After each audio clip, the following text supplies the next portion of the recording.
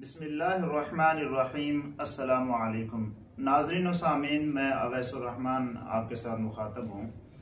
आज हम जिस टॉपिक पे गुफ्तगू करेंगे वो है कि गलती का एहसास कैसे दिलाएं। इंसान चूंकि गलती और ख़ता का पुतला है, गलती और ख़ता इंसान से सरजद हो जाती है, लेकिन गलती सरजद होने के बाद सबसे बेहतरीन इंसान वो है जो उस गलती का इजाला करने की कोशिश करता है। अगर फैमिली में बेटा है, भाई है या दीगर दोस्त अहबाब हैं, किसी से भी अगर कोई गलती हो जाती है तो उसकी अगर इस्लाह मकसूद हो और उसकी गलती का इजाला मकसूद हो तो कोशिश करें कि जो आप उसको गलती का एहसास दिलाएं वो एहसन तरीके से दिलाएं।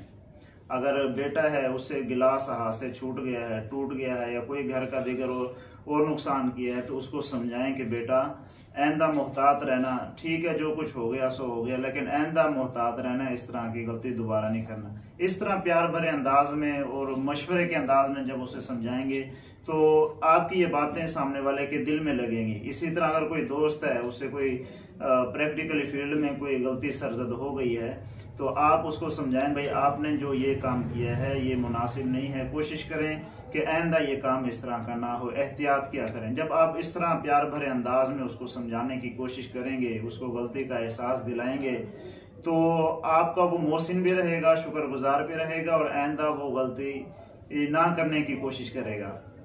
और ये तरीका हमें अल्लाह के नबी सल्लल्लाहु अलैहि वसल्लम से भी मिलता है। सुनन नबी दाऊद की हदीस है, अल्लाह के नबी सल्लल्लाहु अलैहि वसल्लम के पास एक शख्स आया।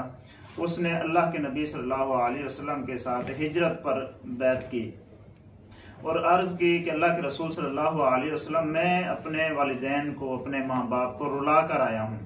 तो अल्लाह के नबी सल्लल्लाहु अलैहि वसल्लम की तरबियत का अंदाज देखें कितना आला और उम्दा था। आप सल्लल्लाहु अलैहि वसल्लम ने उसको डांट डपट नहीं की, उसको मारा पीटा नहीं, उसकी तहकीर नहीं की, उसकी तजलील नहीं की, बल्कि अल्लाह के नबी सल्लल्लाहु अलैहि वसल्लम ने फरमाया कि जिस तरह तुम उसे रुला कर आए हो इसी तरह जाकर अब उनको खुश भी करो।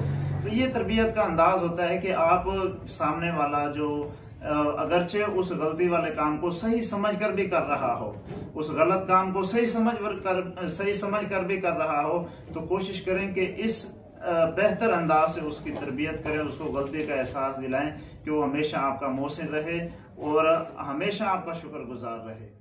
वस्सलाम।